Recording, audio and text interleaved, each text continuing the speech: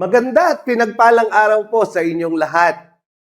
Nais ko pong ibahagi sa inyo ang nakasulat sa may Proverbs 25 verse 25. Ang sabi po doon, as cold water to a weary soul, so is good news from a far country. Alam niyo po, ang salita ng Diyos ay gaya ng tubig. Sabi po ng Ephesians 5 verse 26 at ng John chapter 15 sa may verse 3. Nililinis tayo sa pamamagitan ng salita ng Panginoon. So ang salita ng Panginoon ay tubig. At ang tubig na malamig ay kailangan ng isang pagod, hapong-hapo, at uhaw na tao o kaluluwa. Kaya nga dapat ang salita ng Diyos ay wag po nating ipagkait, wag natin pong ikahiya, at wag din po nating hayaang pigilan tayo ng mga takot o ng mga pangamba, pagdadalawang isip, para hindi po ito ma-share sa ibang tao. Makapangyarihan ang salita ng Diyos. Ito po'y tubig na malamig na pwedeng magtanggal ng uhaw at kapaguran sa buhay ng mga tao. Alam niyo po, kahit saan pumunta ang mga tao sa buong mundong ito at hanapin ang solusyon ng kanilang mga problema, ang kanilang masusolusyonan lamang ay mga mabababaw na uri ng kanilang mga problema. Pero kung gusto nila na ang lahat ng kanilang mga problema ay masolusyonan, isa lamang ang maire-recommenda natin dyan. At yan ay walang iba kundi ang salita ng Panginoon. Man does not live by bread alone, but by every word that proceeds from the mouth of God. Kaya nga sa araw-araw, kung gusto natin ng araw-araw na mga pagpapala, dapat araw-araw din, alam natin yan. Hindi tayo mabubuhay sa mga bagay lang sa mundong ito, kundi sa pamamagitan ng salita ng Diyos. Kailangan bigyan natin ng kaukulang panahon. Kailangan tayo po ay nahahanda na makinig at manampalataya at siyempre ay sumunod sa salita ng Diyos. Dito ko po lalong na-appreciate yung sinabi sa may Isaiah 55 verse 10 to 11 na ang salita ng Diyos ay gaya ng ulan. Na kapag ito po ay ipinadala ng ating Panginoon, ang ulan po ay babagsak at hindi po muling babalik dyan sa may kalangitan na hindi muna niya ginagampanan o ginagawa ang kanyang layunin. Ano pat kung saan man ito bumagsak, kung kanino man ito ipadala, sabi doon, tiyak na magkakaroon ng kabaguhan at kasaganaan. Kaya nga ang salita ng Diyos, ang siyang kinapapalooban ng lahat ng mga pagpapala. Kung kailangan mo ng kaligtasan, kung kailangan mo ng kagalingan, di ba ang sabi po sa may Psalms 107 verse 20, He sent His word and healed all their diseases.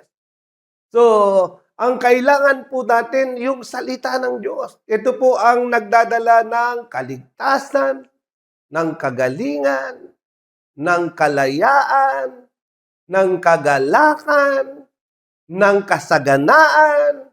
Lahat ng pangangailangan natin ay nakapaloob sa salita ng Diyos.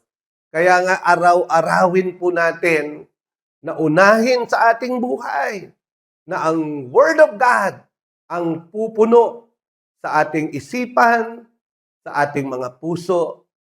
At sabi nga ni Apostol Pablo sa may Colossians din po, sa may chapter 3, na kailangan po tayo po ay mayaman sa salita ng Diyos.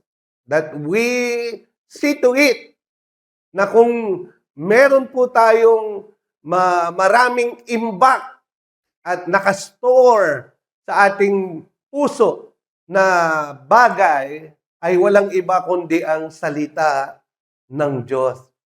Tayo po sa araw-araw ay hindi rin po dapat magkait. Kung tayo po ay may mga makikilala, may mga makakasama, o kaya sadyaan, intentionally, meron po tayong mga dapat ay babahaginan, huwag po tayong matakot, huwag tayong magdalawang isip, huwag po tayong mangimi, o kaya ay papipigilan na ibahagi sa kanila ang salita ng Diyos. Sapagkat ang salita lang ng Diyos nga ang pwedeng magdala ng kabaguhan sa ating kapaligiran.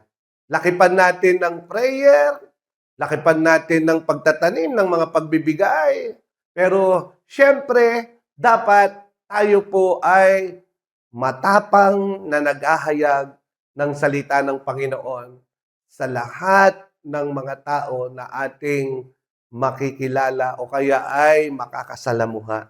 Kung makikita nyo po, nais ko pong sa pangwakas ay banggitin sa inyo kung anong sabi po ng Romans 15 verse 29. At sabi po ng ating butihing apostol na si Apostol Pablo sa Romans 15:29, sabi niya, "But I know that when I come to you, I shall come in the fullness of the blessing of the gospel of Christ." Tignan ninyo, nasaan yung fullness of blessing? Sabi niya, nasa gospel of Christ.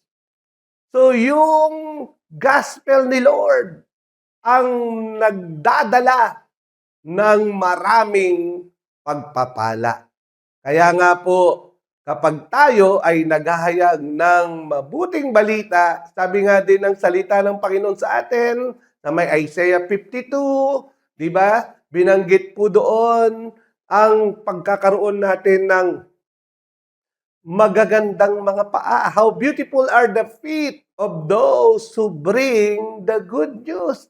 Inulit din po yan ni Apostol Pablo sa aklat ng mga taga-Roma na ang kanya pong sinabi, how beautiful are the feet of those that bring good news. Kaya simpleng-simple lang po ang naghahayag ng ebanghelyo, lalong gwagwapo. Ang nagbabahagi ng mabuting balita, lalong gaganda. At ang nag-uuna siyempre sa kanyang kaharian, kanyang masusumpungan, lahat ng kanyang pangangailangan na tutugunan. Ang ating Diyos, hindi ho magsisinungaling. Ang kanyang salita ay punong-puno ng blessing. So, sa araw na ito, sama-sama po nating kunin upang maibahagi din natin ang mga pagpapala mula sa salita ng ating Panginoon. Tayo po'y manalangin. Aming Diyos Ama sa langit, sa pangalan ng Panginoong Hesukristo, sa kapangyarihan ng Banal na Espiritu, lumalapit po kami sa iyo at nagpapasalamat na patuloy niyo po kaming padadalhan ng araw-araw na makakain at hindi lang po ito mga pisikal na mga pagkain, kundi spiritual na pagkain na magbibigay po sa amin ng matibay na pananampalataya upang magtagumpay sa pagharap namin sa buhay sa araw-araw. At Lord, sa inyong mga ipapadalang salita, kalakip nito ay ang kapuspusan at ang kapunuan ng inyong mga pagpapala. Kaya tinatanggap po namin ang fullness ng blessing ng inyong gospel, ng inyong salita, Lord. At habang kami ay napupunuan, tumatanggap nito, Panginoon, Lord, tulungan niyo rin po kaming ibahagi po ito sa iba. Salamat po, O Diyos, dahil patuloy din pong mababago ang aming kapaligiran at ang mundong ito habang amin pong inihahayag ang inyong mabuting balita, ang inyong ebanghelyo. Salamat po, pinupuri ka namin, sinasamba itong aming dalangin sa ngalan ni Jesus. Amen. Pagpalain po kayong lahat ng Panginoon. God bless po.